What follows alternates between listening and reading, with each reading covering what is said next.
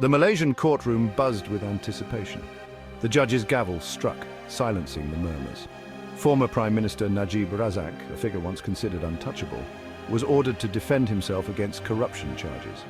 The accusations stemmed from the massive 1MDB scandal, a financial vortex that had engulfed Malaysia for years.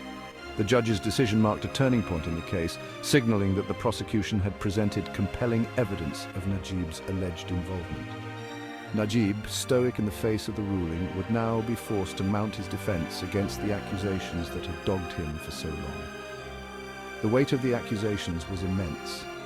Najib was accused of receiving hundreds of millions of dollars in illicit funds from 1MDB, a state investment fund he himself had established. The scandal had tarnished Malaysia's global image, sparked outrage among its citizens, and become a symbol of grand corruption.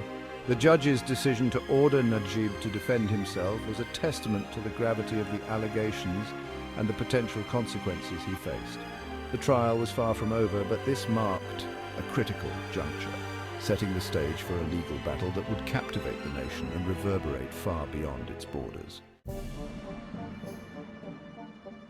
Najib Razak stood accused of a litany of offences. The charges against him included abuse of power, criminal breach of trust, and money laundering. The prosecution alleged that Najib had used his position as Prime Minister to siphon off vast sums from 1MDB, enriching himself and his associates. Specific charges detailed how hundreds of millions of dollars allegedly originating from 1MDB had flowed into Najib's personal bank accounts. These funds, the prosecution argued, were used for lavish personal expenditures, from luxury goods to political campaigning. Najib's defense team countered these accusations, claiming the money was a donation from a Saudi Arabian prince. However, the prosecution presented evidence challenging the legitimacy of this alleged donation.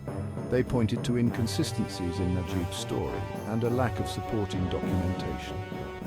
The court's decision indicated that the judge found merit in the prosecution's case. In response to the ruling, Najib remained defiant. He maintained his innocence, stating that he would testify under oath to clear his name. He vowed to expose what he claimed was a politically motivated conspiracy against him. The stage was set for a dramatic showdown, with Najib prepared to take the stand and defend his actions before the world. Create a YouTube video using this script? So far, the trial has been quite a journey, hasn't it? We've seen a lot of twists and turns, and there's still more to come. The evidence presented has been compelling, and the testimonies have been, well, quite revealing. But what lies ahead? That's the big question. As we move forward, we'll see more witnesses take the stand, more evidence come to light, and hopefully a clearer picture of the truth. It's an ongoing process, and every new piece of information brings us one step closer to the final verdict. So stay tuned as we continue to unravel this complex case. The implications of this trial extend far beyond the courtroom. For Malaysia, it's a pivotal moment, a chance to address systemic issues and reinforce the rule of law. But the impact doesn't stop there. The international community is watching closely, and the outcome could influence how similar cases are handled around the world. It's a reminder of the importance of transparency, accountability, and justice in our global society. So, as we follow this trial, let's keep in mind the broader significance it holds for all of us.